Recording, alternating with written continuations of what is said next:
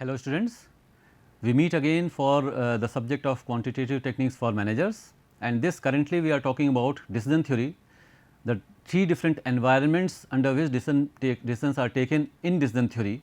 Decision making under certainty हम लोग पहले बात कर चुके हैं और अभी हम लोग बात कर रहे हैं डिसीजन मेकिंग अंडर रिस्क के बारे में.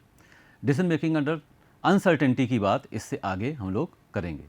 तो डिसीजन मेकिंग अंडर रिस्क में पिछले सेशन में हम लोगों ने एक प्रॉब्लम ली थी और उस प्रॉब्लम को देख करके समझा था, एक एग्ज़ाम की प्रॉब्लम को देख करके समझा था कि डिसीजन मेकिंग अंडर रिस्क की सिचुएशन अगर होगी तो कैसे आगे हम बढ़ते हैं. एक्सपेक्टेड मॉनेटरी वैल्यू के बारे में हम लोगों ने बात की थी और एक्सपेक्टेड मॉनेटरी वैल्यू के बेसिस पर बेस्ट कोर्स ऑफ एक्शन कौन सा होना चाहिए, ये कैसे सिलेक्ट किया जाएगा, इस पे हम लोगों ने पिछले सेशन में बात की थी. और इससे आगे एक्चुअली जो इस टॉपिक पे जो सबसे कॉमन क्वेश्चन पूछा जाने वाला है वो यही है कि कुछ डेटा आपको दिया होगा और आपसे पूछा जाएगा बेस्ट डिसीजन कौन सा है. लेकिन दो तीन चीज़ें और हैं जो कि इसमें पूछी जा सकती हैं. डिसीजन लेने का जो तरीका है वो अप्रोच उसकी थोड़ी सी अलग भी हो सकती है और कुछ और एस्पेक्ट्स हैं इंपॉर्टेंट डिसीजन मेकिंग में, डिसीजन मेकिंग अंडर रिस्क में, जो कि हमको समझने ज़रूरी हैं. तो वो चीज़ें आज के सेशन में हम लोग समझेंगे. The same example I am continuing with 2018 का ये क्वेश्चन है, इसको हम सॉल्व कर चुके हैं. लेकिन इसी एग्जाम्पल को देख करके, क्योंकि ये एग्जाम्पल हमारा समझा हुआ है, तो इसमें और क्या क्या चीज़ें कैलकुलेबल हैं which are sometimes asked in your exam also, वो हमको देखना है. तो वही सिचुएशन है, एक ग्रॉसर है. ग्रॉसर जो है वो मिल्क के बारे में आपको एक तरह से उसने हायर किया है कि आप बताइए कि कितना मिल्क ऑर्डर करे, कितने केसेस मिल्क रोज़ाना वो ऑर्डर करे. डिमांड जो है वो 13 से 18, 13 से 18 के बीच में फ्लक्चुएट करती है ऑब्वियसली, इसलिए वो ऑर्डर भी 13 से 18 के बीच में ही करेगा. लेकिन बताएंगे आप उसको कि कितना ऑर्डर करना है. जो कॉस्ट प्राइस है 5 रुपये और जो सेल प्राइस है 8 रुपये वो दिया हुआ है. प्रॉफिट ऑब्वियसली विल बी 8-5 पर केस, 3 रुपये का उसको प्रॉफिट हो रहा है. तो इसमें जो हम लोगों ने पिछले सेशन में निकाला था तो हमको ये पता चला था कि in case of 16 maximum expected monetary value आ रही थी और इसलिए हमने रिकमेंड किया कि 16 केसेस आप ऑर्डर रोज़ाना कर दीजिए और उस केस में लॉन्ग रन में आपको 43 रुपये 60 पैसे 43.6 का फ़ायदा per day on an average होना चाहिए. ये बात हमने की थी.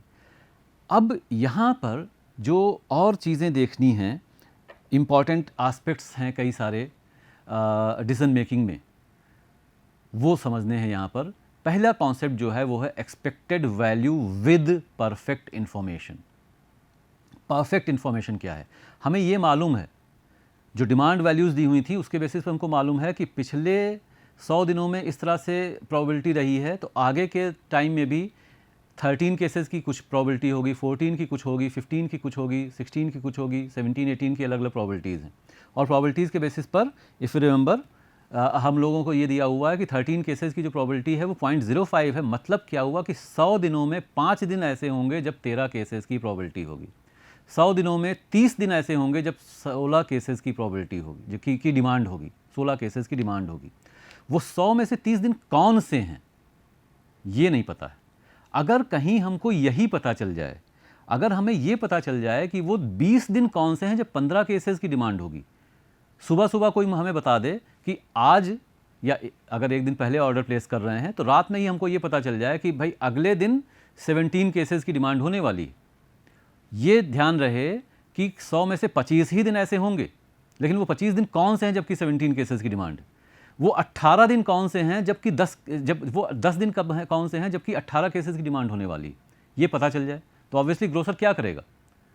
ग्रोसर उतने ही केसेस ऑर्डर करेगा. अब आपने बताया था जो कि भाई ऐसा है, ये परफेक्ट तो नहीं पता चल पाएगा, लेकिन 16 रोज़ ऑर्डर करो, कभी ज़्यादा कभी कम, 43.6 हो जाएगा. अब लेकिन उसको कहीं से ये उम्मीद है कि ये भी पता चल जाए, आप ही कुछ एनालिसिस करके बता पाएँ शायद कि कितने की डिमांड होने वाली है कल. तो अगर आपने बताया, अगर पता चल गया कि 18 की डिमांड है तो वो 16 क्यों ऑर्डर करेगा? 18 ही ऑर्डर करेगा. तो उन 10 दिनों में जबकि 18 की डिमांड होने वाली, 18 केसेस ऑर्डर होगी. उन 25 दिनों में जब 17 की डिमांड होने वाली, 17 केसेस ऑर्डर किए जाएंगे. उन 16 दिनों में जब उन 30 दिनों में, सॉरी, उन 30 दिनों में जब 16 की डिमांड होने वाली, उन्हीं 30 दिन 16 केसेस ऑर्डर किए जाएंगे. और ऐसा करने पर प्रॉफिट बढ़ जाएगा. ऐसा के जो, क्योंकि जो आप लूज़ कर रहे थे, क्या लूज़ कर रहे थे, 16 की डिमांड जब हो रही है तब तो 16 वाला बढ़िया है, ऑप्शन सही रहा। लेकिन अगर 15 की हो गई तो कुछ केसेस ख़राब हो गए, वो लॉस हो गया। और जब 17 केसेस की डिमांड हो गई या 18 केसेस की डिमांड हो गई तो जो एक्स्ट्रा मिल सकता था, कुछ नुकसान तो नहीं हुआ लेकिन कुछ एक्स्ट्रा मिल सकता था, वो रिग्रेट आपको रहेगा। ये टर्म हम लोग आगे भी यूज़ करेंगे, कुछ रिग्रेट रहेगा अपॉर्चुनिटी लूज़ करने का। एक एक्स्ट्रा या 2 एक्स्ट्रा केस बेचने की अपॉर्चुनिटी नहीं रही, ये रिग्रेट होगा। तो वो भी दूर कर सकते हैं, वो भी बचा लें। अगर वो बचा लें, कैसे बचा लें, मतलब कि हम ज़्यादा ऑर्डर कर देंगे उस दिन और हमें प्रॉफिट ज़्यादा मिल सकता है। तो expected value with perfect information, in short EV विद PI is the expected or average return in the long run if we have perfect information. तो अगर ये पहले से मालूम है कल कितनी डिमांड होने वाली, उसे हम बोलते हैं परफेक्ट इन्फॉर्मेशन। प्रोबेबिलिटी केवल मालूम है कि कल कितनी डिमांड होने वाली है, तो that is imperfect because we are not sure. Perfect information before a decision has to be made. It is calculated by choosing the best alternative for each state of nature and multiplying its payoff with the probability of that state of nature. तो ये चीज़ हम लोग निकालते हैं, मतलब कैसे किया हमने, अब यहाँ पे हम देख सकते हैं। वही पे ऑफ टेबल है, पिछले सेशन में हम लोग देखा था किस तरह से इसे कॉन्स्ट्रक्ट किया जा रहा है। अब हम क्या कर रहे हैं कि अगर हमको पहले से मालूम है कि कब 13 केसेस की डिमांड होगी, कौन से 5 दिन ऐसे होंगे जब 13 केसेस की डिमांड होगी, कौन से 10 दिन ऐसे होंगे जब 14 केसेस की डिमांड होगी, कौन से 20 दिन ऐसे होंगे जब 15 केसेस की डिमांड होगी, विच 30 days demand will be of 16 cases, on which 25 days demand will be of 17 cases, on which 10 days the demand will be of 18 cases. Total कितने दिन होंगे, ये टोटल 100 दिन होंगे। आगे के 100 दिन की अब हम बात कर रहे हैं। पिछले 100 दिनों का डेटा ये है, पिछले 100 दिनों का डेटा ये है, प्रोबेबिलिटीज़ हैं, इसलिए पॉइंट 1 में पूरा इसका सम आएगा। तो ये कौन से दिन हैं, तो हर उन 5 दिन जबकि 13 की ही डिमांड होने वाली है, हमें पता चल जाए हम अभी कर क्या रहे हैं। अभी हम क्या कर रहे हैं, अभी हम ऑर्डर हमेशा, क्योंकि 43.6 मिलेगा इसलिए हमेशा 16 ऑर्डर कर रहे हैं। लेकिन हमें मालूम हो गया किसी एक दिन या 100 में से 5 दिन कि आज तो डिमांड 13 की होगी, तो 16 क्यों ऑर्डर करेंगे, 16 ऑर्डर करेंगे तो क्या मिलेगा, 24 रुपया। लेकिन अगर हम 3 केसेस कम ऑर्डर करें तो हमें 39 रुपीज़ मिल जाएंगे, ये बेनिफिट है। तो जब भी डिमांड होगी 13 की पहले से, क्योंकि हमें पता है, तो हम 13 केसेस ऑर्डर करेंगे और इतना प्रॉफिट लेंगे। जब डिमांड 14 की होगी पहले से पता होगा और इसमें फिर हम ऑर्डर करेंगे 14 ही, और मैक्सिमम हम देख सकते हैं ये हम पा जाएंगे। ठीक है, 39 यहाँ आ गया, 42 यहाँ आ गया, यहाँ पर 15 के केस में मैक्सिमम 45 हमको मिल रहा है, वो ये आ गया। 16 के केस में मैक्सिमम 48 हमको मिल रहा है। तो केवल वो 30 दिन जो होंगे जबकि हमें मालूम है पहले से 16 की डिमांड है, तभी हम केवल 16 केसेस ऑर्डर करेंगे और 48 पा जाएंगे। 48 यहाँ आ गया। जब 17 की डिमांड जब होनी है तो हम 17 केसेस ऑर्डर करेंगे और 51 रुपये कमाएंगे, ना कि 43.6। ज़्यादा ले लिया हमने, ज़्यादा मिल गया हमको, और ये यहाँ पे उसको रख दिया। और जब हमें मालूम है पहले से 18 केसेस की डिमांड होने वाली है तो हम 18 ही ऑर्डर करेंगे और 54 रुपये कमाएंगे, 54 रुपीज़ ये। लेकिन वो होंगे केवल 10 ही दिन, इसलिए उसको मल्टीप्लाई कितने से कर रहे हैं, 0.1 से मल्टीप्लाई कर रहे हैं।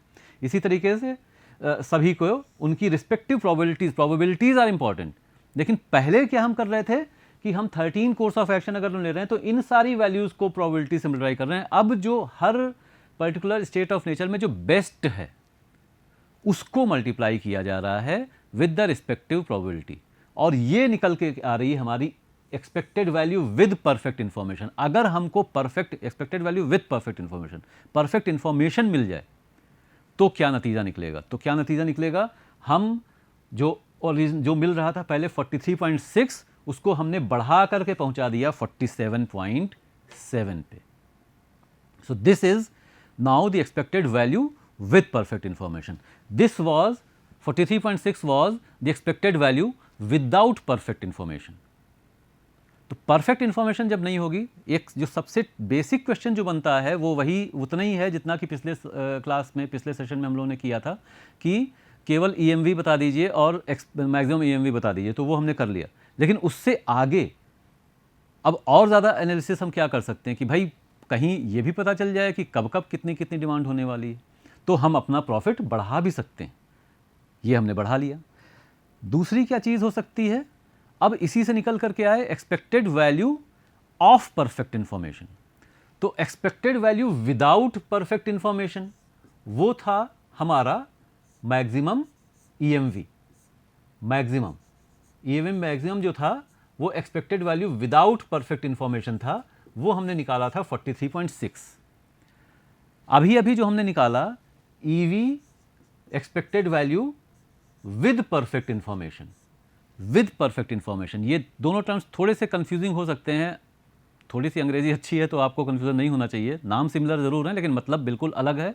विद एक में लगा है, एक में ऑफ लगा है, और उसको दोनों को सेग्रीगेट करने के लिए, दोनों का मतलब अलग अलग समझने के लिए ही उसको वहाँ पर EV विद PI नॉर्मली यूज़ किया जाता है, और EV PI अगर बोला जाएगा तो it is expected value of perfect information. ये हम हमेशा ध्यान रखेंगे। शॉर्ट फॉर्म टेक्निकली दोनों का EV PI ही होना चाहिए, लेकिन वहाँ पर इसीलिए W या विद बीच में जोड़ा जाता है, जैसे कि आप ये सेग्रीगेट कर सकें शॉर्ट फॉर्म के बेसिस पर भी कि कौन सी विद परफेक्ट इन्फॉर्मेशन है, कौन सी ऑफ परफेक्ट इन्फॉर्मेशन। तो expected value with perfect information अभी हमने कैलकुलेट किया था, इट वॉज 47.7, जैसा कि यहाँ पर हमने लिखा हुआ है। तो expected value of perfect information क्या हुई? अब क्या है कि मान लीजिए ग्रोसर अपने आप से, अपनी एनालिसिस के बेसिस पर वो ये निकाल ले रहा है, पता कर ले रहा है कि भाई EMV वाली अप्रोच तो हमको पता है, और EMV की अप्रोच अगर हमें पता है तो हमने उसके हिसाब से निकाल लिया कि EMV मैक्सिमम 43.6 है। कब है भाई? कब है? 16 पर है, तो हम हमेशा 16 केसेस ऑर्डर कर देंगे, हमारा काम चल रहा है। आप उसके पास आए सजेस्ट करने के लिए कि भाई ऐसा है, हम आपको परफेक्ट इन्फॉर्मेशन दे रहे हैं, दे सकते हैं, कैसे बता सकते हैं वो अलग चीज़ है, लेकिन हम रोज़ आपको ये बता देंगे, रोज़ शाम को बताएंगे कि कल इतने की डिमांड है, उतने केसेस ऑर्डर कर देना। लेकिन हम क्यों ऐसा करेंगे? आप क्यों उसको सलाह देंगे? ये कुछ आपको भी तो मिलना चाहिए एज अ कंसल्टेंट। तो कंसल्टेंट जो भी कुछ काम कर रहा है तो उसको क्या पे ऑफ मिलेगा, उसे क्या पे ऑफ मिलेगा? तो ऐसा करने पर मैक्सिमम क्या दे सकता है ग्रोसर उसको, तो that is the expected value of perfect information. उस परफेक्ट इंफॉर्मेशन की वैल्यू उसके लिए क्या है, क्या वैल्यू है?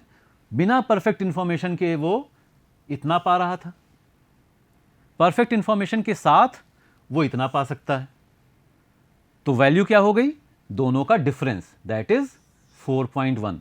4 रुपये 10 पैसे, थोड़ा छोटा अमाउंट है, लेकिन 4 रुपये 10 पैसे is the maximum that the grocer can pay for this perfect information. This is the expected value of perfect information for the grocer.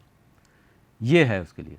तो अगर आप उसके पास ये प्रपोजल लेकर के जाएंगे तो वो यही कहेगा कि बिना आपके सलाह के हम इतना पा रहे हैं, आपकी सलाह से हमें जितना प्रॉफिट बढ़ जा रहा है, तो भाई चलो जितना भी बढ़ रहा है वो तुम रख लो, हम वहीं पर हैं, मतलब वो मैक्सिमम है। अब इसमें फिर ऑब्वियसली निगोशिएशंस और बार्गेनिंग हो सकती हैं, लेकिन मैक्सिमम जो वो दे सकता है या उसके लिए उसकी वैल्यू क्या है उस परफेक्ट इंफॉर्मेशन की, वो है 4.1।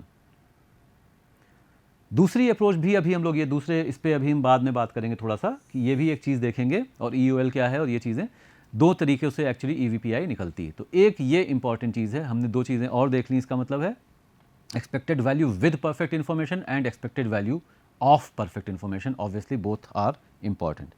एक और अप्रोच और एक और चीज़ जो हम यहाँ पे कर सकते हैं वो क्या कर सकते हैं, एक्सपेक्टेड अपॉर्चुनिटी लॉस। पहले बात हम लोग कर चुके हैं, थोड़ा सा मैंने आपको इसके बारे में बताया था। क्या बताया था? मैंने ये बताया था कि अगर आप 13 केसेस ऑर्डर कर रहे हैं और इसमें से कुछ भी डिमांड हो रही है तो कहीं कुछ बेकार नहीं होगा। जैसे क्या होगा, 14 केसेस आपने ऑर्डर किए और 13 की डिमांड हुई, तो क्या होगा, एक केस बेकार हो गया। तो आपको इस चीज़ की रिग्रेट होगी, आपको इस चीज़ का अफसोस होगा, आप उस एक केस को भी बेच करके प्रॉफिट कमाने की जो अपॉर्चुनिटी है वो लूज़ कर जाएंगे। This is opportunity loss, this is the अफसोस और रिग्रेट। तो ये भी एक कॉन्सेप्ट है और ये भी हम लोग पता कर सकते हैं कि अगर हमने कोई एक particular course of action select किया है, उस केस में हमें ऐसा तो नहीं है कि कुछ रिग्रेट हो कि ये किया होता तो हमें कुछ बेहतर मिल गया होता, तो वो क्या हो सकता है। EO एक्सपेक्टेड अपॉर्चुनिटी लॉस हम लोग इस तरह से अपॉर्चुनिटी लॉस टेबल बनाते हैं और एक्सपेक्टेड अपॉर्चुनिटी लॉस निकालते हैं। This is an alternative approach to maximising EMV which is to minimize the EOL or the expected value of regrets. Regret की वैल्यू ऑब्वियसली आप कम करना चाहेंगे, मिनिमाइज करना चाहेंगे। तो रिग्रेट है कितनी, रिग्रेट कैसे निकलेगी? रिग्रेट ऐसे निकलेगी कि जो पे ऑफ टेबल हमारी थी, पे ऑफ टेबल इसीलिए देखिए कुछ जो एलिमेंट्स हैं, पे ऑफ एलिमेंट्स, हर रो का जो हाईएस्ट है, जिसका यूज़ एक्चुअली अभी हम लोगों ने EV विथ PI के लिए किया था, वो इस सेंस में भी इंपॉर्टेंट है। वो हाईएस्ट पे ऑफ क्यों हमने कलर कर रखा है, यहाँ पे 39, यहाँ पे 42, यहाँ पे 45, 48, 51, 54, these are the highest values in that particular state of nature. उस पर्टिकुलर रो में वो हाईएस्ट पे ऑफ है। तो वो हाईएस्ट पे ऑफ क्या डिनोट कर रहा है कि यहाँ पे बेस्ट हम क्या पा सकते हैं। अगर 13 स्टेट ऑफ नेचर होगा तो बेस्ट क्या मिल सकता है, अगर 14 स्टेट ऑफ नेचर होगा तो बेस्ट क्या मिल सकता है, अगर 15 स्टेट ऑफ नेचर होगा तो बेस्ट क्या मिल सकता है, ये पता चल रहा है हमको इन हाईएस्ट पे ऑफ वैल्यूज से। तो इसका मतलब हुआ कि 13 अगर हम इधर आए अपनी रिग्रेट टेबल के ऊपर, तो 13 का अगर स्टेट ऑफ नेचर 13 है कि डिमांड अगर 13 की हो रही, तो मैक्सिमम हम क्या पा सकते हैं, मैक्सिमम पा सकते हैं 39। और अभी इसी सेल की अगर हम बात करें तो मिल क्या रहा है 39, तो 39 ही इस पर्टिकुलर स्टेट ऑफ नेचर में मैक्सिमम मिल क्या सकता था 39, मिला क्या 39, तो रिग्रेट कुछ नहीं है, जीरो है। 39 माइनस 39, ऐसे हम लोग रो वाइज रिग्रेट पता कर सकते हैं। इसी तरीके से 13 स्टेट ऑफ नेचर में मैक्सिमम ऑब्वियसली इस 39 हम लोग देख ही चुके हैं, लेकिन अगर हमने 14 केसेस ऑर्डर कर दिए तो मिला कितना 34। इसके बजाय अगर हमने 13 केसेस ऑर्डर किए होते तो हमें मिल सकता था 39, मिल सकता था 39 इस पर्टिकुलर स्टेट ऑफ नेचर में, मिला 34, तो रिग्रेट हो गया 39 minus 34। Similarly here the regret is 39 minus 29, 39 minus 24, 39 minus 19, 39 minus 14। ये इस तरह से हमने रिग्रेट वैल्यूज़ निकाली। यही काम हम सभी में करेंगे। जैसे यहाँ पे 14 स्टेट ऑफ नेचर के लिए जो मैक्सिमम है वो है 42, वो है 42। और अगर इस पर्टिकुलर सेल की बात करें तो यहाँ पे क्या मिल रहा है 39 माइनस 39, ये यहाँ पे रिग्रेट हो जाएगा। क्या मतलब हुआ इस रिग्रेट का कि हम अगर 14 की डिमांड हो रही है, ऑर्डर हमने 13 किए थे, तो मिला कितना, मिला तो 39, 39 रुपये मिले हमको। लेकिन अगर हमने एक केस और ऑर्डर कर दिया होता तो हमको 42 मिल सकता था। 3 रुपये का नुकसान नहीं है, लॉस नहीं है, अपॉर्चुनिटी लॉस है, रिग्रेट है, अफसोस है कि 3 रुपये और कमा सकते थे। ये ध्यान रहे, अपॉर्चुनिटी लॉस और लॉस में ये डिफरेंस है। लॉस की अगर हम बात करेंगे, लॉस के लिए अगर हमें कुछ डिपिक्ट करना होगा तो वो वैसे ही बनेगा, लॉस हो या कॉस्ट हो, वो जैसे हम पे ऑफ टेबल बना रहे थे वैसे ही बनेगी। लेकिन अपॉर्चुनिटी लॉस टेबल हम लोग अभी बना रहे हैं जो इस तरह से आएगा। तो ऐसे ही बाकी सारी वैल्यूज़, यहाँ पे क्या हुआ 42 माइनस 42, भाई 14 की डिमांड है, 14 ही केसेस ऑर्डर ही किए हैं, तो जो मैक्सिमम मिल सकता था वो हमको मिल गया, तो इसलिए यहाँ पे रिग्रेट नहीं है। हमने 15 ऑर्डर किए, 14 की डिमांड हुई, तो मिल क्या सकता था, अगर हमने 14 ऑर्डर किए होते तो 42 मिला होता, लेकिन क्योंकि एक एक्स्ट्रा जो ऑर्डर किया है उसके पैसे भी नुकसान हो गया, तो मिला कितना 37 मिला, तो 5 रुपये का रिग्रेट हो गया। रिग्रेट ऑब्वियसली, रिग्रेट या अपॉर्चुनिटी लॉस जो है वो कम होना चाहिए, एम हमारा यही होगा। इसीलिए यहाँ पर जब EMV मैक्सिमाइज कर रहे थे, EOL मिनिमाइज करना होगा। तो इस तरीके से हम जब पूरी टेबल बनाएंगे तो ये हमारी रिग्रेट टेबल, ऐसे हम कैलकुलेट करेंगे सारी वैल्यूज़ जो घटा करके जैसे अभी कर रहे थे, और रिग्रेट टेबल ऐसे हमको मिल जाएगी।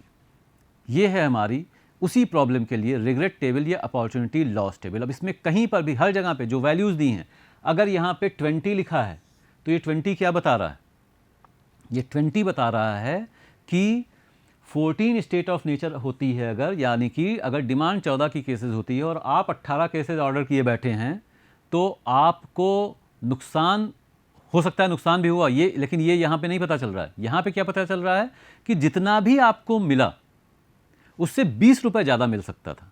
अगर आपको जो भी यहाँ पे वैल्यू ली, हाइपोथेटिकली अगर हम कहें यहाँ पे अगर ऐसे केस में उसको 20 रुपये का फ़ायदा हो रहा था, तो अगर उसने 14 ही केसेस ऑर्डर किए होते तो 20 रुपए और मिल गए होते। अगर उसको 10 रुपए का नुकसान हो रहा था तो अगर उसने 14 ही केसेस ऑर्डर किए होते तो उसको 20 रुपए जोड़ करके यानी कि 10 रुपए का फायदा हो गया होता। अगर उसको सपोज 50 रुपए का नुकसान हो रहा था पहले, तो अब उसको +20 यानी कि 30 ही रुपए का नुकसान होगा। तो ये डिफरेंस बता रहा है, ये डिफरेंस बता रहा है कि एक्चुअली हुआ क्या और क्या बेस्ट हो सकता था। ये है रिग्रेट। तो रिग्रेट आप चाहेंगे जहां पर कम से कम हो, वो वाला ऑप्शन चाहेंगे। तो जैसे EOL निकाल रहे थे, जैसे EMV निकाल रहे थे, वैसे ही EOL निकालेंगे। EMV expected monetary value, EOL expected opportunity loss. तो कैसे कर रहे थे हम, जो भी वैल्यू यहाँ थी, this multiplied by this plus this multiplied by this plus this multiplied by this plus this multiplied by this plus this multiplied by this, ये वैल्यूज़ हम इस तरह से करके, और एक रह गई plus this multiplied by this, इनको सारा करके और सबको जब जोड़ देंगे तो हमको क्या मिलेगा, 13 कोर्स ऑफ एक्शन के लिए एक्सपेक्टेड अपॉर्चुनिटी लॉस क्या है, ये हमको मिल जाएगा। ऐसे ही 14 के लिए निकालेंगे, ऐसे ही 15, ऐसे ही 16, 17, 18। तो जैसे मतलब क्या है, जैसे यहाँ EOL 13 के लिए जो वैल्यूज़ अभी हमने बताई थी, तो 0 multiplied by 0.05 plus 3 multiplied by 0.1 plus 6 multiplied by 0.2 plus 9 multiplied by 0.3 plus 12 multiplied by 0.25 plus 15 multiplied by 0.1 आया कितना, इसको सबको जोड़ करके 8.7।